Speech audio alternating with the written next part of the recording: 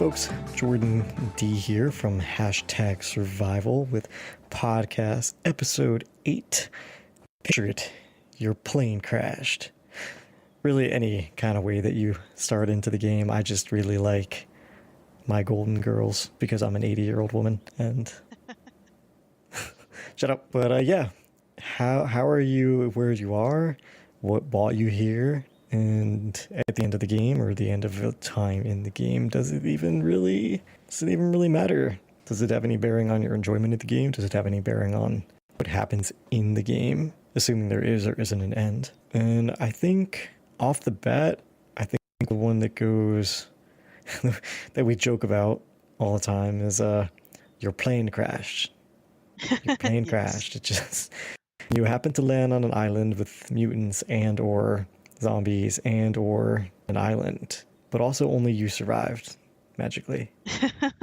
Yes, only you or maybe a handful of other people so that you can have multiplayer. Well, good thing you didn't do that for Green Hell, because then it's like you were on a plane of other Jakes and then Yes, it crashed. you and your clones were on this plane. And then you crashed and then you're all okay. But only you. Like, how does that work? There are some times where, fine, I'm okay with the plane crash. Stranded deep, totally fine. Because, I mean, how are you getting out on the island? Was he in his personal submarine? Or he was on a Disney cruise and Yeah, he on fell a over cruise, reaching I for his suppose. earring? Like, what? Why his earring? I don't know, isn't that the whole thing for, what the fuck is it? Throw mama from the train? Okay, well, this woman falls off because she's trying to reach for her earring, but Oh no. just saying, maybe instead he was in the front of the ship doing like some kind of Titanic, the Titanic moment. He fell over. Yeah. Okay. Yeah, fair enough. Maybe A I'll cruise make could an work. island survival. Maybe I'll make an island survival game, and I'll be like, "You are Jack. She said she'd never let go. It was a lie." No, It was all a lie. I'd put Betrayed. in the SVU thing. She said she'd never let go. Doink doink. It was a lie. Or maybe I'd have Maury do it. What did he used to say? The test show that was a this- lie. The test has determined that was a lie. But I mean, that one makes sense. But it would be more weird if your plane crashed into the Amazon jungle and you were okay. Yeah, I suppose. I mean, I think surviving a plane crash just in general is always a bit of a strange scenario. I mean, it's not often that people survive a bad plane crash, and it's not often that even when people do survive a plane crash that it's like just one dude. But I mean, it makes for a fine, I think, introduction to a survival game because it's a good way to get you in a remote location that you might not have been able to get to otherwise. Like, this is not normally a location that would be settled, so you wouldn't necessarily be there for like vacation or some nonsense, or it's an island in the middle of the water, that you wouldn't normally get to any other way. So it's a good way to kind of get you, one, alone or with, again, a handful of other people for multiplayer purposes, and two, to some place where it makes sense that you are this person in this survival situation and you don't have supplies you need or anything like that. So, like, I get it, and yeah, it's become a bit of a joke, but like it does make sense, and I do see why it's used. Two things came to me during that. One, it'd be so cool to like build a pipe for a game. Like if I built a pipe for a game to release it on like not April 1st to be obvious, but maybe like April 2nd or something. And it was just like, your plane crashed. You didn't survive. Thanks for playing. Great game. You died in the plane crash. Oh man. The end. How unfortunate. The end. It's an RNG thing. It's like Yeah. it's just a random chance that you just die at the end. Did you not get the game? Because there's actually an actual game, but if you RNG die during the plane crash, it does not open up for you. So you just have to keep reloading the game until you survive. The other thing that was kind of interesting, I remember reading, it came to me when we were talking, that I will have to look it up and maybe it'd be something I posted in Discord, but there was actually this young girl who did survive and I think it was in the Amazon. I can't remember the actual details, but she actually went down in a small plane. Her mother died. She survived, and she actually managed to live in the jungle until she was able to like walk towards civilization. Oh wow, what a badass. She actually, yeah, like pretty much. She's like, yep, there was all sorts of shit like trying to eat me and crap, but That's impressive. That's very impressive. I would yeah, die. Like I would just be dead. So I have to look up the specifics. I want to say it was the jungle and I want to say it was Amazon, but I could be wrong because I was thinking I don't think it was like the plains or anything. But I'll have to look that up and link it to you. But anyway, so yeah, plane crash makes sense. In the same vein that it would also equally make sense if it was some kind of boat accident. That would be equally fine. Or you get lost, your boat runs out of gas or whatever the case may be. yeah, it could be made to work. Like the upcoming game, there's an upcoming game where it's kind of based around like the climate change. And so like we fucked up the planet, now it's filled with this crappy dust. We can't really live on the surface, and so you live in the air and do, and that's why it's like this. There's a lot of things where it's just like, you know, some things broke, like we fucked up. There was whatever it was, a zombie apocalypse, you know, some kind of natural disaster came and locked us off from people. Like again, yeah, I guess to an extent you have to leave yourself some wiggle room. You know, The Long Dark really worked for, it was a story, but just saying that it worked in that sense because it was like, well, why couldn't they just call 911? Well, because like there's no electric, there's no nothing. Because they cannot. Yeah, there's no technology, and you're on an island. So who are you calling with what? Yeah. But I think there's somewhere, to a large extent, you really have to be dependent on the story. And I think that it can really set the tone and really kind of enhance the gameplay. And I know that that's a huge like hill to die on for people. When you're like, what's the point of the game? It's a sandbox survival. But what do? You survive. But what's the story? There's no story. You just chill. You survive. yeah. Like you survive. Like it gets increasing, like in dark it gets increasingly harder. Like over time, like the temperatures change and stuff. And it's really just about like surviving. Like there are people who have 1,000-day saves in that game. Wow. And you know, by the end, like you're making only like animal clothing coats and you're doing a lot of fishing and stuff because like the durability on things goes away. You know, you can't really find loot, etc., etc. But sometimes it is what it is. Sometimes it's just a survival sandbox. There's no reason.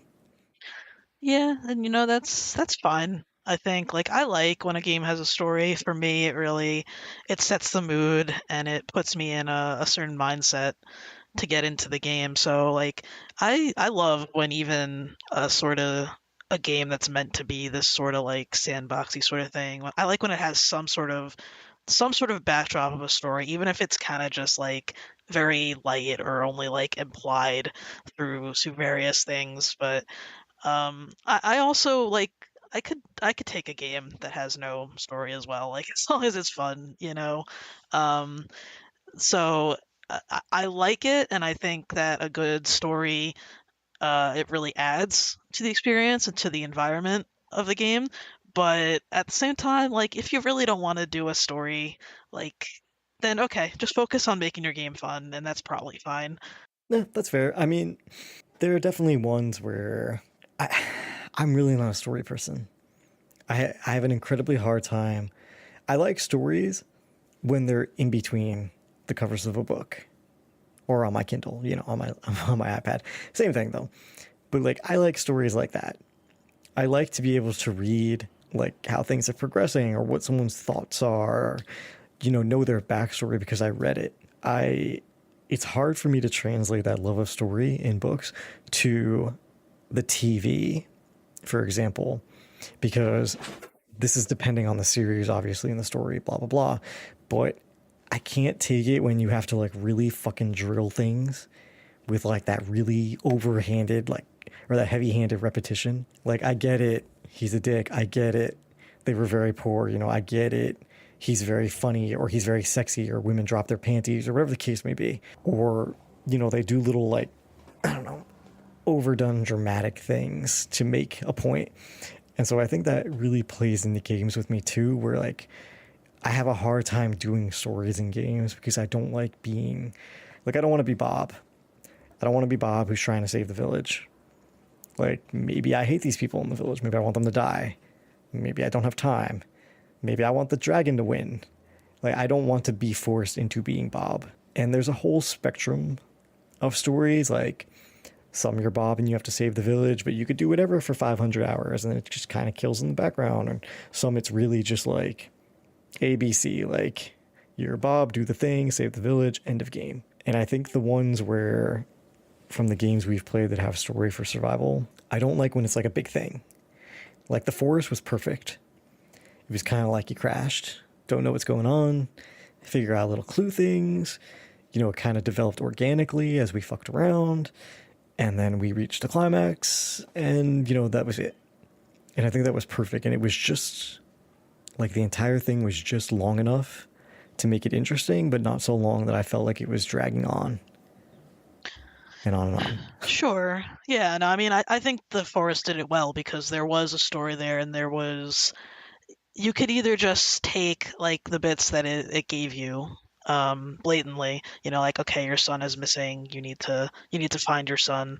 And then I don't want to get too into it because spoilers, but you can follow it along and you get like the most basic, most sort of obvious parts of the story, but like then you can find like little collectibles throughout the game as well that will give you more of like a background into what was going on in this island and like what is happening and like I think that's really cool. Like I like that method where you sort of find bits and pieces and have to put them together because it allows for both sides, right? It allows for the people who don't really want to do that to not have to. They can just follow the main plot of the game, get the main bits of the story and they're done, whatever. But then like if you want to, you can explore, you can get these bits and pieces, you can put them together, you can look further into the story and the history, and I like that. I think the forest did it very well. Yeah, and I forgot which game we played that it was like that, but I remember maybe it was Remnants from the Ashes actually, where like I really was only really concerned with the very like basic level of story. Like now this thing happened, we have to go fix it, go to this place, do ABC. But Right. you would be running around like listening to all the tapes, and I was just kind of like filing my Yeah. nails at the door. Like whenever you're done, it's Yeah. totally Yeah. don't care. Yeah, that was another one where you could kind of just like you could just ignore the story or whatever and play and you still just whatever had fun and it was cool. But yeah, that's true. I kind of was like I talked to every NPC and I went through every dialogue option because like I wanted to know more about this world and I wanted to know how we got to this point of where we're at. And I was able to do that. And for me, that made the game uh that may added to the experience for me. But you didn't have to do that. Like you weren't forced into these like long cutscenes that were unskippable or whatever. So it didn't like it didn't take away from the game for you, at least as far as I know. No, not at all. Because I was able to ignore it and it didn't take away anything from the game for me. Though I don't want to point out that she would totally have played that game regardless because it was all about shooting things in crazy ways. And it was This is actually a very fun correct. game. This is correct. Even without the story, I would have loved that game, but the fact that there was kind of a cool story just made it better for me. I think there's story that really works. And I know it's pretty popular in survival games too to have like a story mode and then a sandbox mode. And for some games, it was something that came at the same time. For some, it kind of spawned off. You know, like Long Dark, it kind of spawned off into it. And so it seems, and even though they've talked about it and they did polls and they kind of came up with a way to potentially fund it moving forward, it seems that after the episode 4 and 5 come out for the Long Dark and it finishes the story arc and they're working on their new IP and everything, it does seem like they are going to continue to support the Long Dark sandbox with like some form of, I can't remember what ended up winning or what they had talked about. They had been talking about like paid DLC or like a subscription or something like that, just to kind of keep enhancing the sandbox over time. Well, that's cool. I mean, that's Yeah, I like that. I mean, at some point the story has to have a conclusion, right? Like you can't just go on forever. That, you've seen many over the years, you see many like TV shows and movie series just get to the point like where they lose what made them good because they continue on past the point where they should have, right? Like a story should have a beginning, a middle, and an end. Like, you can't just they can't go on forever. They can't because you're gonna run out of interesting stories to tell. You're gonna start repeating. You're gonna start having to make too many stretches. So I think that's fair. They're gonna conclude the story. Story's done, but there's still more to explore in the gameplay. So why abandon the game? And I respect that. Hello, World of Warcraft. Progressively moving from story to like, you are the bestest paladin of all the world and all the P and the most heroic hero. Yeah, you end up having to get really elaborate. And if you look at a lot of series on like Netflix, you look at like the first one, two, three seasons, and it's pretty good. And then it just starts getting like fucking ridiculous. Like shit starts happening that the characters wouldn't do, or quote unquote plot twists that are very obvious, and it just gets very meh. I think the most typical path for a survival game story is usually like that concept of like what am I working towards, or can I work to escape? Like, can I work to make the plane? Can I work to make the thing? Can I work to get out? Right. Which is, it's fine. I don't need a goal like that, but I think that having the story put you into that scenario, I think it creates that thing. Like, there's a difference between I decided to leave and go live in the Adirondacks and now I'm surviving, and that's kind of open ended. And then there's I was shot down out of the sky and I landed on an island, or I landed in the ocean. Like in that scenario, most people would feel like I have to get back home. Like I Yeah. have to get away from this. I have to leave. I have to, like, that is my goal. How is that not my goal? I don't know if many people would be like, well, now that I landed on this island, let me just kick back and just live here for the next 30 years. This is Well, my this is life my now. life. Yeah, this is my life now. No reason to rock the boat. Yeah, I wonder, like, because I was thinking to myself, okay, so yeah, I can see, a survival game that's sort of open-ended and doesn't really have this sort of like backdrop of a story, and it's just a sandbox, builder, survival, whatever. Like I can see that. And then I started to think like, okay, well, what about the idea of like, just being a person that like, all right, I'm done with this life right now. I'm gonna go out in the woods and just live in the woods.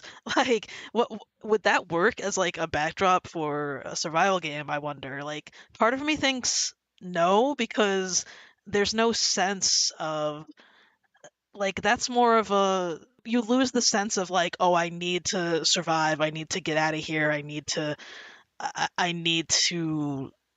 get home or whatever it is, or I need to find my son, I need to build that helicopter to get off this island or whatever. Like you lose that, right? And it becomes more like I'm out here because I wanted to be out here. Um and yeah, I have to work to survive, but like I wanted this. I asked for this. And I wonder like does that work? Like would that be fun? Um or does it kind of lose something without that like that sense of danger and like oh I have to scrape by or I'm gonna die or whatever. I think it completely works. And I think the long dark sandbox mode is a perfect example of it.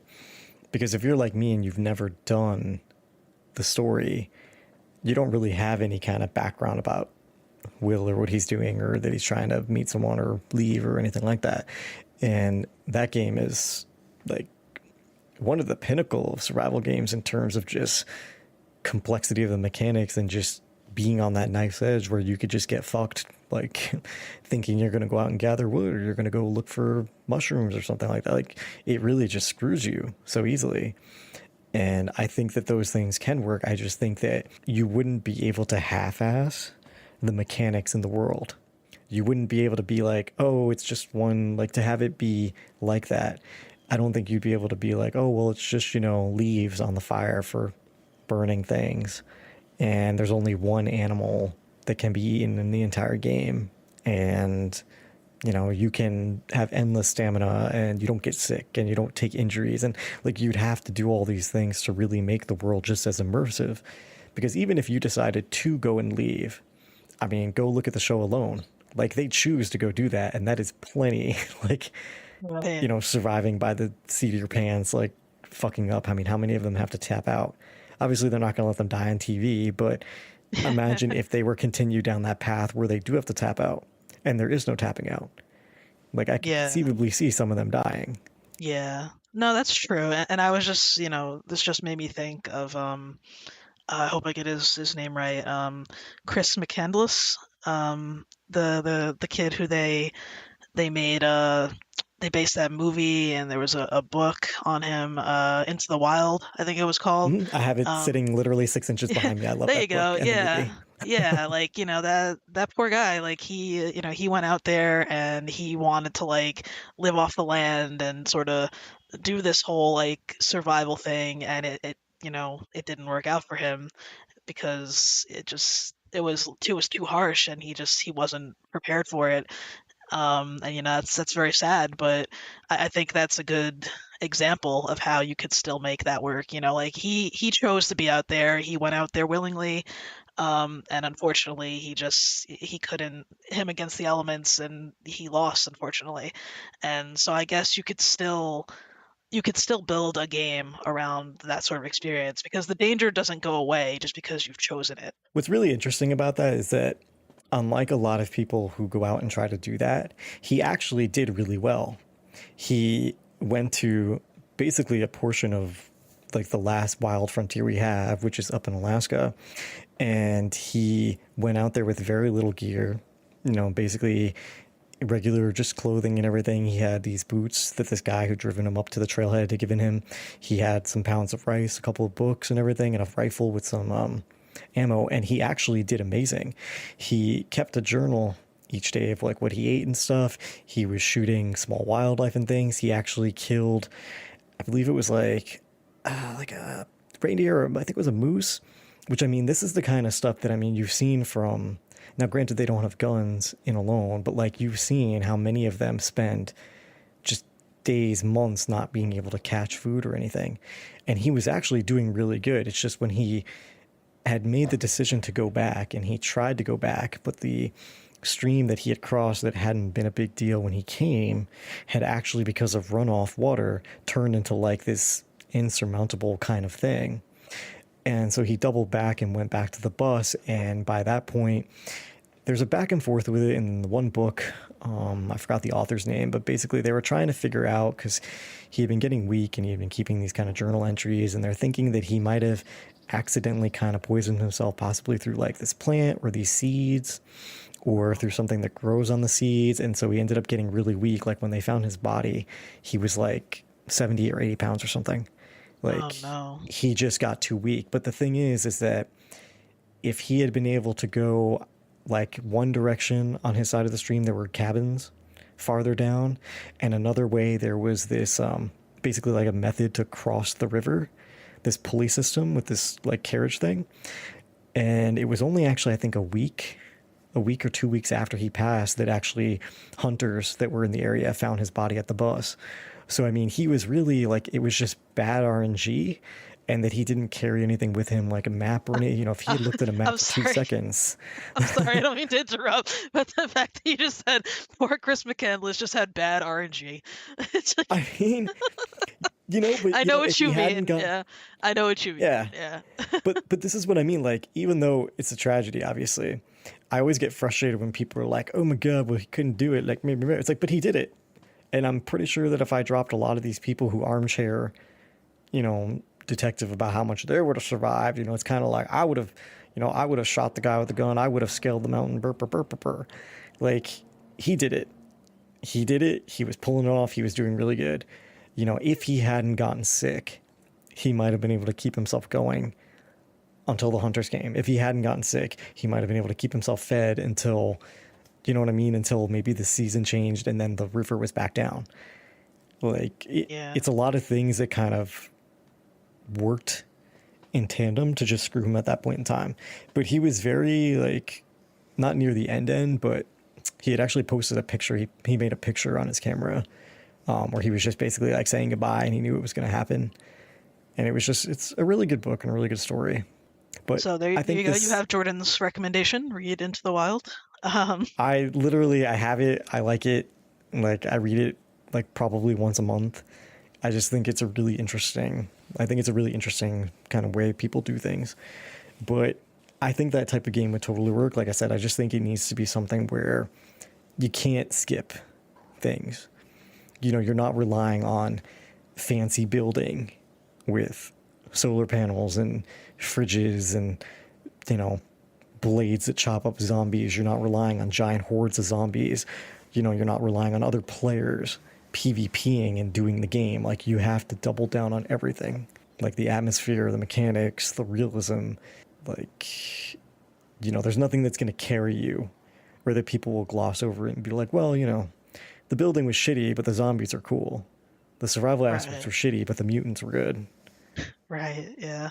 That would need to be if you don't have if you're not going with their more typical sort of like, oh, I'm out here against my will sort of survival plot, or you're here because of a plane crash or whatever it may be. If you're gonna do a game where like, okay, you've gone out there willingly, and that's it, that's the story. Um, then yeah, you really do need to focus on the experience and on the mechanics, and that needs to be like what pulls people in and what makes them want to keep playing, because there is no backdrop of, oh, I want to know what happens next in the story, or oh, I want to, I want to get the cool gear, I want to get the better guns, or oh, I want to see how many zombies I can kill. So it's got to be about the survival, and so those survival elements have got to be like, they've got to be on point. Yeah. I mean, at the end of the day, I hope that type of game would succeed because that is basically the type of game Becca and I are trying to build. So, plot I twist, think, hope it yeah, works. I think, spoiler alert. Yeah, no, Quick, delete the tapes. I think, I mean, you obviously, you've said, and you obviously recognize and know what would have to go into a game like that. So yeah, I think so. I think you got this. Yeah, I mean, I think as they say, like there's a what is it? There's a lid for every pot. I think every Yeah, type of survival experience has its people who like it. You know, people like the survival experience in Valheim. I don't care for it. I like it in Scum and Icarus. There are people who can't, you know, who don't like it, who find it too hard or too grindy. Subsistence, we hear about all the time, as grindy. And even in the absence of story, or in the absence of, like when you start to remove all these pegs from what holds it up, like if the game is that, you know, that flat card and you have all these little pegs holding it up, when you start to remove them, the other pegs, right, they've got to hold more of the weight. And so when you start to take away and you're like, well, there'll be no story and there'll be no really challenging AI, and I'm going to do one season and I'm going to do, you know, you can carry 7,000 logs and run for 4 days, and you start taking away these things, you really start to rely more on whatever aspects you're leaving in the game. And I think that's one reason why I get into these like bored, not bored, bored, not bored with 7 Days to Die, is because I just get out of that, like, I get really over that horde night thing. And unlike in Survive the Nights, like I don't get the atmosphere, I don't get the survival elements in 7 Days to Die. Now I understand, yeah, you can go mod it and stuff, but we just haven't done that yet. But then it just makes me kind of like wander away. And I don't really know if there was story, if that would make it better or what. I think they're working on something for story maybe. oh, for real. But thought I had read somewhere. I know they're putting in, you know, for the bandits for I think it's whatever it's going to be, like Alpha 21 or whatever, and they had to redone the towns, and they had redone the AI and stuff, or the you know, the look of the AI and whatnot. And I feel like there was something else we were just talking about recently that they were doing, but you know, at its core, it's going like the quests help. You know, when we were working on the questing, it helped. But at the end of the day, the questing is kind of like, and the questing in 7 Days to Die reminds me of doing any of the end game treadmills in WoW. Like it's this repetitive thing that, you know, that there's only a few types that you just keep doing every day to earn whatever it is: reputation, currency, money, to get like, you know, the nicer toys or the nicer ammo or the nicer armor or whatever. And when you remove the need for that, like you build that amazing unassailable base, or you go from base to base and you don't care that they wreck it and you just move on to a new base or whatever the case may be, then you kind of like knock the legs out from underneath that need to do the questing or like to repeat the task basically. No, I get what you're saying. Yeah, it did get pretty repetitive. I kept up with it for longer than you did, and I kind of get in moods where like I don't mind that repetitiveness. Like there are times I get in moods where I just want to grind. I just want to mindlessly work towards that next level or that next skill or whatever. And so for a while I was enjoying it because that's what I wanted, but even I got to the point where I was like, all right, I've done this same quest like 5 times in a row, and yeah, I have almost everything. I think it's time to stop. Um, and so I haven't logged in for a while as a result of that. I don't know if a story would reinvigorate it for me either. It would depend on the story. Like if it was a sort of half-ass thing, or if it was just sort of like, oh, you're here because zombie apocalypse. You know, I don't know. I don't even know what they would do, but unless it's like something that actively like you partake in and you can like progress or learn more about it, like I don't know. I don't know if it would be enough. Yeah, I don't know. And that's the thing is like with that game, and I know we're getting a little off topic, but just to finish out that conversation, I think the thing that is interesting with that game is people will be like, oh, well, you haven't played like this mod, or you haven't played this mod, like it changes entirely. And it's like, well, at the end of the day, like I like my mods to be enhancements, but not have to carry the thing. Like I was able to in the beginning play WoW and enjoy it, and I had mods that were enhancements that gave me quality of life, like changing the fucking UI that sucked. But I didn't need them to play the game. I didn't need them to enjoy it. It was still a good game. Yeah. And so I don't want to have to rely on mods because then sometimes when you look at the list, yeah, it's a lot of quality of life from some of the mods that people have linked us. And then sometimes it's like you read it and you read all the changes and you're kind of like, this is almost a different game that just happens to be in the same world as this game with the same mobs. So, you know, it's kind of like a different game. It's kind of like I'm not playing this game. I think I can see why it's so popular, and I can see why streamers and stuff like it because it's got that really like, oh, we're gonna take it. We're on hard mode. They're feral, blah blah blah.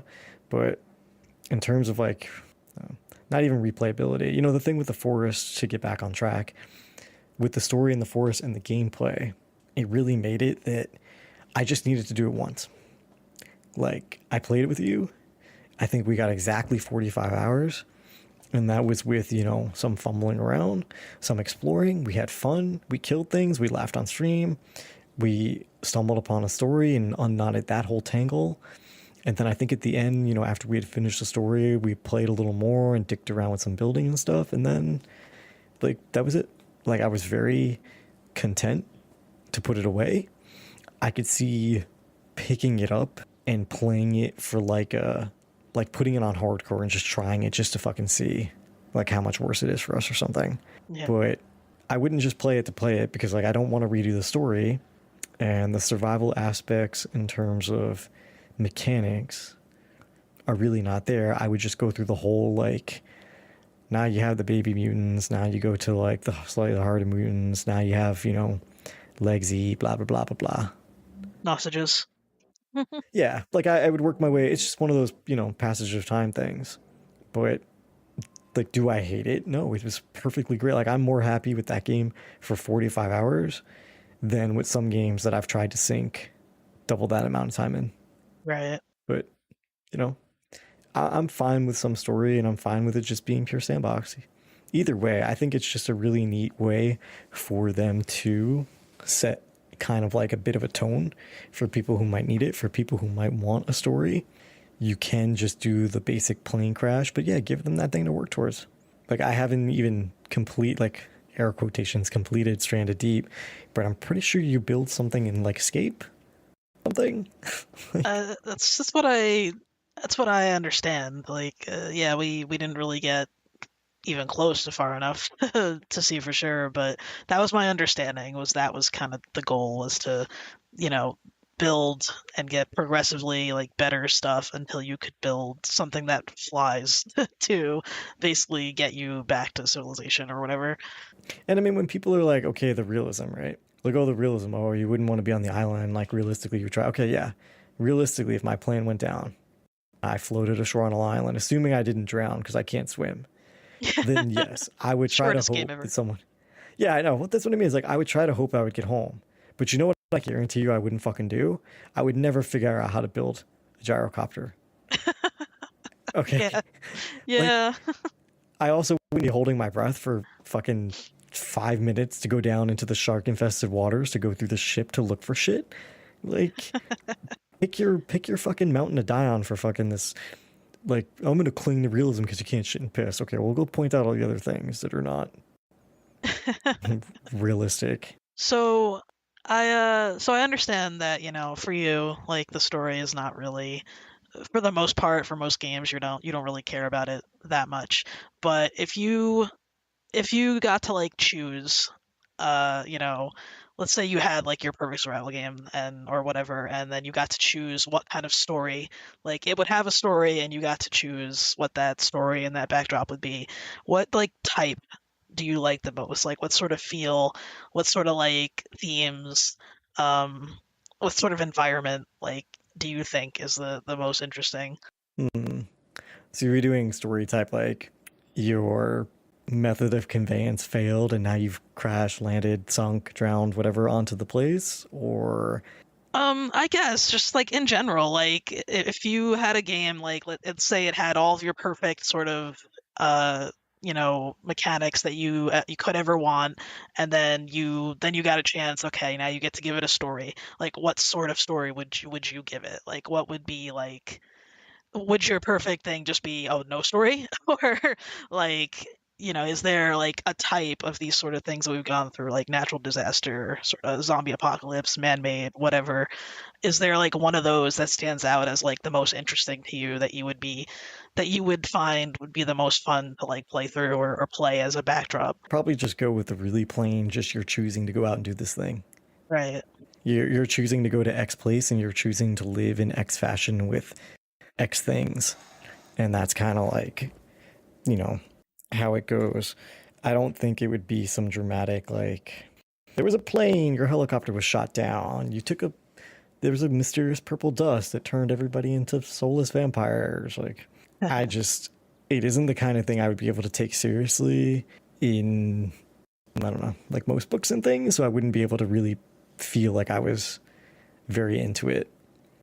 And I don't think it would be anything with something that I'm not drawn to the zombie games. The zombie games are drawn to me apparently, but not like a It's mutual.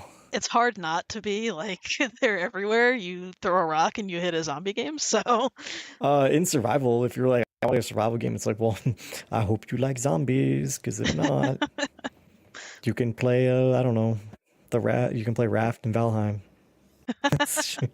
enjoy. Yep. So it is hard to, it's hard to swing around and find anything. I wouldn't mind, like, I don't mind the games where they separate it. Like, Green Hell did it perfectly.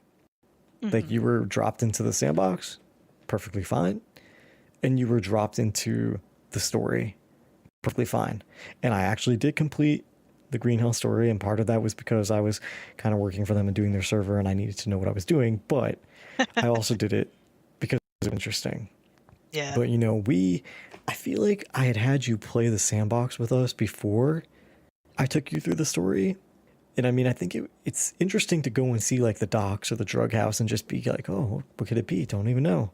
But I don't think it was something where you were sitting around being like, God, I have to know. I'm going crazy.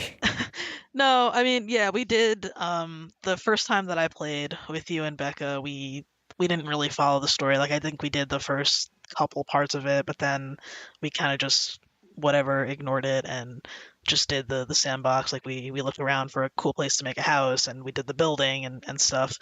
Um, but yeah, I was intrigued by like the things we would explore. Like, yeah, finding the drug camp in the middle of the jungle, and it's like, what the fuck is this doing out here? Like, that's a weird thing to just be out in the middle of the Amazon. Or the camp set up on by the docks that we ended up making our house in both games, I think, actually. Um, like, okay, well, who made this? Like, where did this come from? This was obviously not made by the natives, so like, what is this from? Or like when you find the crashed plane when you're just out in the middle of nowhere exploring, it's like, what the fuck is this? Like, where did this come from? And yeah, I'm intrigued by things like that. I always like to know like where these things came from and what they mean and how they all connect. And yeah, I was okay like when we were just doing the sandbox stuff with, just sort of seeing these things and wondering. But I did enjoy then when we played through the story when it was just you and me the next time that we started up a game. Um, I I was like I was intrigued enough that like I was excited to progress to the next part of the story, like get the next vision or see what happened next because like I I wanted to know. Like I was very intrigued and it made me want to progress because I wanted the explanation or at least some clarity about what these cool things that we were finding meant. The more I've like looked at it and thought about it and played these games and enjoyed these games over the years, I feel like a large portion of this survival game, and we could probably have a whole like side discussion on what leads to it. And obviously it's also kind of hard because outside of a couple, and although more and more doing it, but outside of a couple, really you're always playing as like generic white dude. Generic Yes. white dude, and your name is what, Jake or Bob or Bill or whatever, and you're kind of muscular and you got a dick and whatever. Like I would like to see at the very least like more, just it could be a female or dude or guy girl, that's fine, or do more options or whatever. And I think people need to understand, and I've talked with devs and I've had arguments with developers across all games that I've interacted with, so literally probably a dozen, where it's been like, what does it matter, you're just feet and arms. And it's like, but it doesn't. Number one, if it didn't matter, then you could just do it because Right. more people would buy it because they'd be pleased with it. And so what the fuck does it matter to you if you don't care either way? Like, shove a sock in it. And two, and I don't play any of the simulation games. I don't play like Hobo Simulator or any of this crap. But I think out of all the genres I've played, and out of a lot of genres in general, probably, survival ends up being very like, it ends up being very roleplay. Like most of them are first person. And even if you are a woman and you're playing a dude, you still, you're seeing everything first person. It's just hands in front of your face. You're seeing yourself eat something and get sick, or you're seeing yourself fight something, or you're building first person. And I think that part of the thing with story and trying to get story into these survival games and why it ends up being something generic like your plane crash, and this was something I had been thinking about the other day, is if in some way it's because certain stories could be so personal or polarizing that people won't click and won't play. Like for me, if it was like I'm playing like, okay, you're super deeply religious and Jesus told you to go into the woods and live in the Adirondacks, I'd be like, nope, probably not going to play this. Like, I'm not religious. Like, if it's going to have a whole bunch of that kind of pageantry into it, I'm not interested. And it's going to bore me and annoy me. And like, what if the developer's like, it'd be really interesting if every night when you press the sleep button, your character said a prayer before bed. Like, no, no, thank you. Like, that would drive me crazy. I, But sorry, it's just I the know it. thought of that was very funny to me. But the thing is, like in the steam of a billion games and all these sex games and all these like inappropriate games and just random shit that you didn't think someone would care about, like there's literally a game where you race penises. Like you're a penis, and it's like a Yes. race game. So this is There's a not boobs out one of the too. realm. See? Yeah. Well, that's nice. That's balance. I like that. Yeah, and I want. that's good balance, yeah. I think all secondary like sexual characteristics should really have their own. Like beards and mustaches are very popular. They should have a racing game. Of But course, yeah. I think there is a sense that like there can be a certain amount of just like with the zombies and things like these things that are really extreme. You don't have to worry about it. Like, because I'm pretty sure the chances of there being a zombie apocalypse is probably pretty low in reality. But if you start doing things that can happen, then I think it can be very easy to be like, I don't want to do this. Like I know a lot of people who are really into the simulator games, and they won't play like the drug simulator one, the drug dealer one, because they find it to be really inappropriate and really it impacts their like their moral compass, or they just think it's wrong to be on there or something like that. Right. You know, I think some games can touch that, especially these ones where you are in this kind of first person, whatever it is. Sure. That's kind of a ramble, but just saying. No, I mean, I get it. It makes sense because who you are kind of is, it contributes to a story most of the time. Sometimes the story, like you said, is generic enough that anybody can kind of fit into it, and I think that's fine. Um, but, I was thinking back to your example of like, a survival game that focused on like, oh, I'm on a mission from God to go out into the Adirondacks and live, the survival life, and I gotta pray every night and stuff.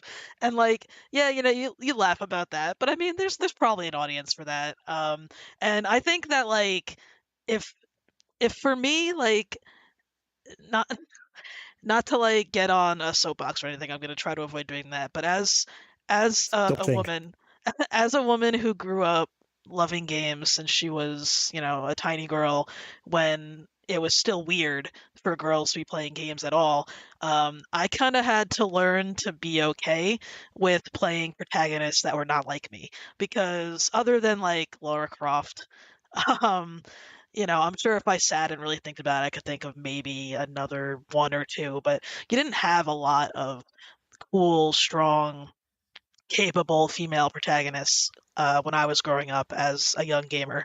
Um, so, you had to sort of learn to find some enjoyment out of a protagonist that, maybe you could not fully relate to or whatever, and still get something out of that. So if you gave me this survival game and were like, "Oh, it's got a religious background, whatever," like, I could probably play that as long as it wasn't, like, shoving down my throat the religion aspect and not, like, preaching at me. Like, if the backdrop was just, "Oh, you were a priest and, you were given a message from God to go out and survive in the Adirondacks." Like, cool. Alright, whatever. Like, I'm down with that, that wouldn't matter to me so much. But yeah, I guess if it were to get like super preachy, and that would be a whole different thing.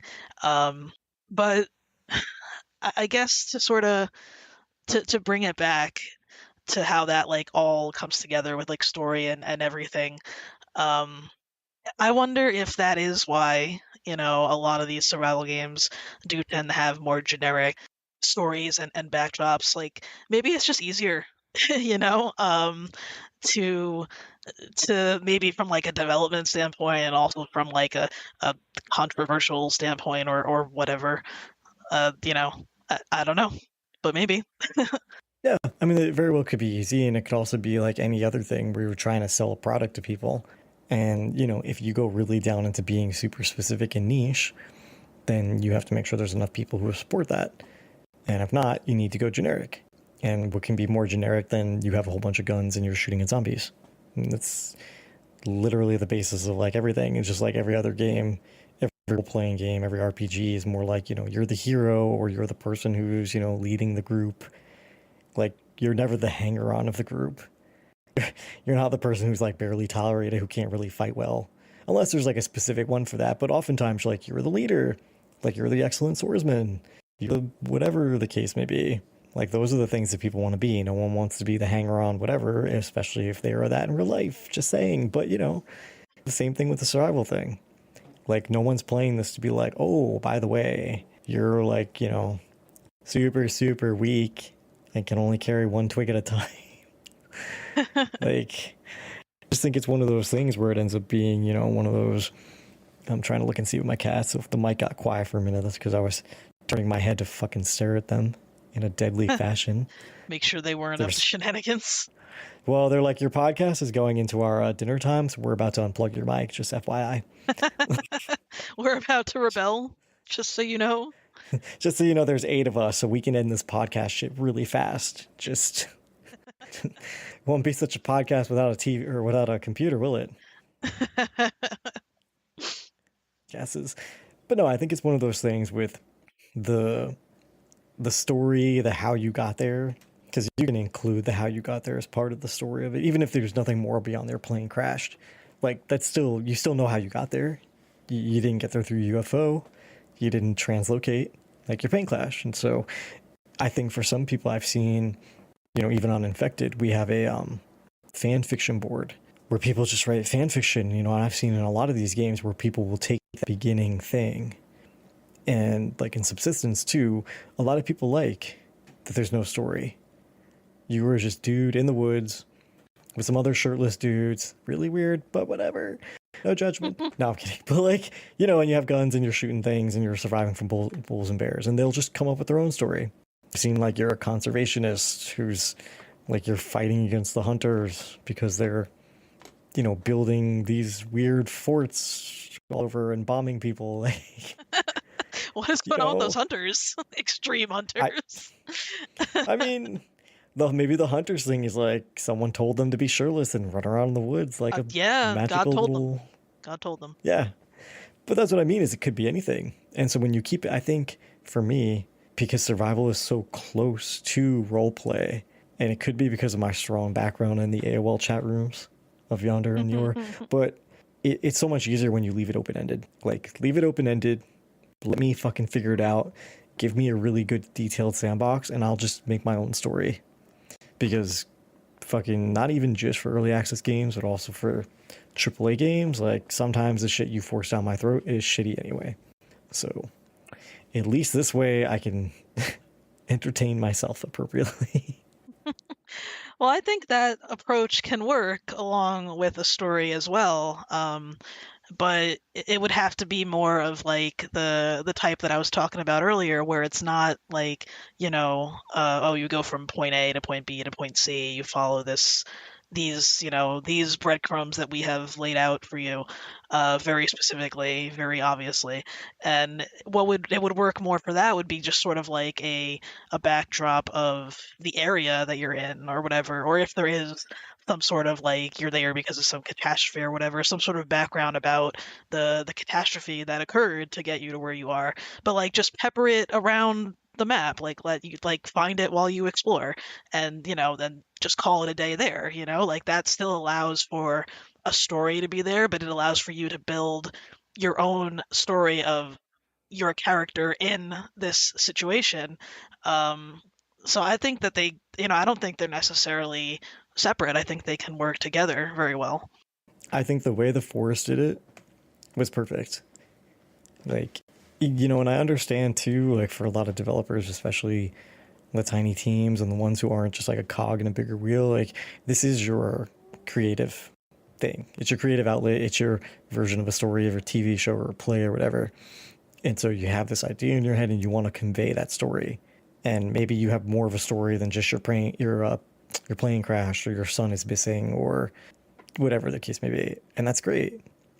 But also, if you can leave a little bit of leeway, because you don't have to go down the story path unless I need it for something like to end the thing. Like if you need to lead me down a story path to make me learn how to make a copter, or to make me make a choice that will close the game out unless I decide to make a certain choice that continues it. But if it's really just that I could live in the sandbox forever, then let me live in it. And if I come across like a mysterious bottle note or like a tattered parchment, and I'm like, oh, what is this guy raving about? Something about whatever, an asteroid. No, don't really care. Okay, that's cool. Gonna use it as firewood. Yeah. Yep, I just wipe my ass with it. That's nice. Thank you. Bye. Like, totally fine. And if the person I'm with wants to go and like follow it, maybe not after I've used it like that, but like before, maybe they read it before I used it. Let me make a copy real quick. Let me make an etching. I'm gonna transcribe this to the sleeve. But and then if they want to do that, like, totally fine. Doing it in the forest, we were able to open up some areas. But if there had been more survival-y mechanics, we probably also could have just like hung out in there and just survived. And that would have been equally fine. So yeah, absolutely. I don't like forced into things. And I think that's the reason that I have a problem doing the story games. And it's like, you could do anything. It's open world, blah, blah. Okay, but I'm Bob. And even when I go to this place, my options are do this one thing that I would never do, or do this second thing I would never do. So really, I don't have any, like, I have zero choice anywhere in this Right. process. Yeah, I get what you're saying. I think there's a time and a place, and um, there's good things to both sort of like a linear storyline that you just have to follow. Like you are this one character, and you follow their story or whatever. You're just playing them. Like I think there's a place, and that those can be quite good on their own, but there's also we're seeing it a lot more, which I'm happy to see, is when you make your character, you get to customize them, and then you are following a story, but you get choices, and you can decide different ways to do things. And I think there's a place for both kinds of uh representations of story, but I can for sure understand why you would prefer one over the other. And I'll use this to now get on my soapbox and say, developers of survival games, please, I'm begging you, please, if more of you could let me play a female character that doesn't look like you just took the male model and put long hair on them, please. Like, Wow, I take am it, scum. I am begging Take it, you. scum. I I am begging you, because listen, you don't know how happy it makes me to see female protagonists and to get to play a female protagonist. So please, please. For some people, like, I've seen this argument where people are like, oh, well, it's a realism game. If you put a female, then she'll just have a period. And blah, blah, blah. I'm like, please just die in a fire. Like, shut the fuck Oh, it up. hurts. It hurts. Like, okay. And so the first bear you tackle or boar you tackle, it kicks you in the dick, and then you're writhing on the ground while he eats your face. Then we'll also just talk about the There you go. the realism. Like, people. That's a good. Yep. I think that's a good note to end this. That's a good mental image to end this podcast on, I Yeah. think. Great. Yeah. Sounds good. Thanks for thanks for tuning into our discourse on a little bit about story in survival games, story, the lack of story, the addition, the inclusion of story. As always, we want to thank our patrons from our Patreon: Rynbee, Foxxy, Mitzi, Statik, and Matt. And Matt. And Matt. And we want to say thank you guys, because without your support, we couldn't talk about bears kicking people in the dick. And this is a really important part of the podcast. It's a very important part of our lives to talk about bears Yeah. kicking people in the dick. I have made Apple Podcasts that much a more accurate place with my inclusion of this topic. So, as always, check the website. It'll be linked in the notes for the podcast. Stop by. We have a Discord. We've got reviews. We've got a searchable game directory. We've got the link to the podcast, which you're already here. And we have a link to the curator page, which has over 81 or 2. I'm still working on it. Mini reviews for different games, so you can find your next survival title to go and get in the groin with. See, I'm changing up the language. And otherwise, enjoy the rest of your evening, and peace out. Bye.